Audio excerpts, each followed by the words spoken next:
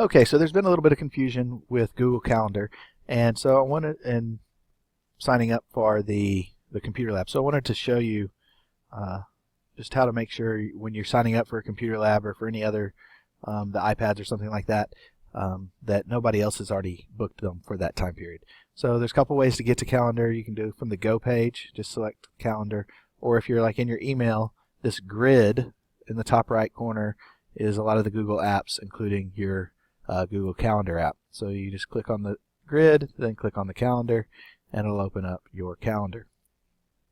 And so you can see right now, I just have the AMCMS 304 Open Access Lab calendar selected, and so it's actually pretty clear who's got the calendar, or who's got the lab for which days. If you've got a lot of calendars selected, it is much more difficult to tell what's going on, and the more you have selected, the more difficult it is to see. And you can't always do it based on color, because as you can see, some of the colors are really similar, and even sometimes one person's, when they sign up, it may for whatever reason show as a different color than when you sign up for something. And so you need to the best way to make sure that you are the only person signing up for the calendar at a particular time is to select just that calendar. Because what this basically is here, this is just your grid. And so I take that off, I don't have anything. I don't have any calendars highlighted. And so I've just got a calendar grid. Now I'm going to impose the 224 calendar on it, or the 304 calendar on it. And so that's where you can start to see, okay, this is what's set up, and this is who's got it for what days, and what days are available still.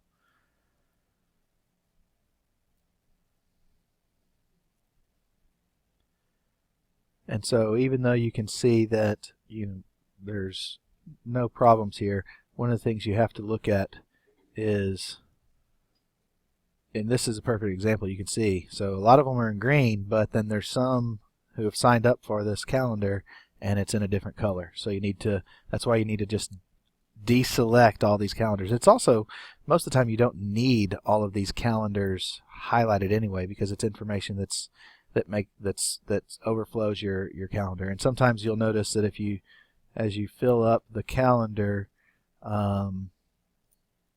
more and more things, and you'll start to see here, so on like today it says +3 more here, so you can't even see who else has different things on this date, because there's just not room for all of them.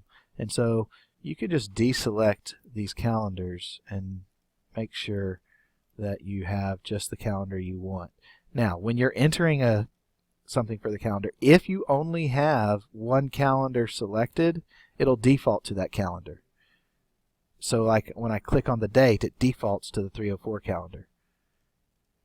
If I have two calendars selected, now it defaults to my personal calendar, to the one that's for me only. And so that you have to be careful. If you've got multiple calendars selected, you need to be careful that you select, when you're entering in your event, you're choosing to enter it in on the right calendar, because that's another mistake that people sometimes make.